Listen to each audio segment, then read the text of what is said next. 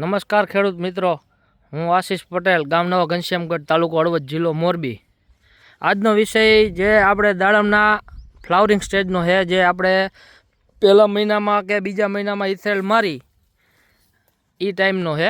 એટલે એમાં અત્યારે આજ 1 મહિનો કમ્પ્લીટ થઈ ગયો છે। આ બગીચામાં 1 મહિનો એટલે ઉપર થોડાક 10 દિવસ થયા છે। એમ 1 મહિનો ને 10 દિવસ આમાં જ્યારે અત્યારે ફ્લાવરિંગ તમે જોઈ શકો છો કે આ ફ્લાવરિંગ કી ટાઈપનું અને કેટલું બેઠેલું છે।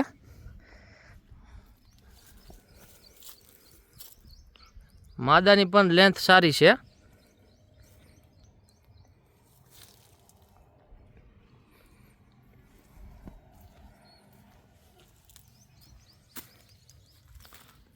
માદાની સંખ્યા પણ બહુ જ ખૂબ જ સરસ છે। જે આમાં પાણીનું મેનેજમેન્ટ રહ્યું એ અત્યારે આ ટાઈમે ખાસ જરૂરી છે। તમે જોઈ શકો છો આમાં જો માદાની સંખ્યા અને માદાની લેન્થ બહુ સરસ છે। આમાં જે આપણે ફ્લડ પાણી દઈ એ આ બગીચામાં અમે 2 વાર આમાં ફ્લડ પાણી દીધેલું છે। અને જે ડ્રીપની ટ્રીટમેન્ટ આવે જે શેડ્યુલ પ્રમાણે એ તો સાઈડમાં ચાલુ રાખવી પડે। જો અમુક ગુટલી બનવાની પણ તૈયારીમાં છે। જો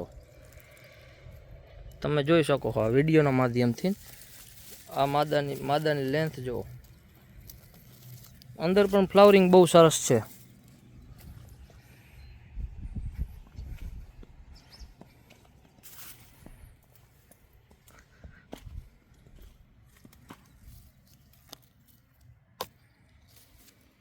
એટલે જેમ કે આ બગીચાની અમારી જે અત્યારે સ્થિતિ છે એ પ્રમાણે અમે તમને જણાવીએ કે આમાં ફ્લડ પાણી દેવાથી જ્યારે આપણું ટેમ્પરેચર 35 આજુબાજુ જાય, 36, 37 જાય ત્યારે આમાં 2 ફ્લડ પાણી દેવા પડે ખાસ, બરાબર।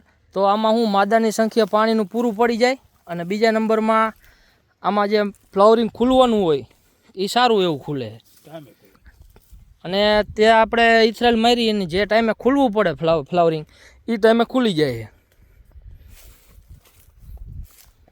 અને જે ખેડૂત હોય અને એના ટેમ્પરેચર ઉપર આધાર રાખે કે જે વિસ્તારમાં જેવું ટેમ્પરેચર હોય એ પ્રમાણે પાણીનું મેનેજમેન્ટ રાખવું।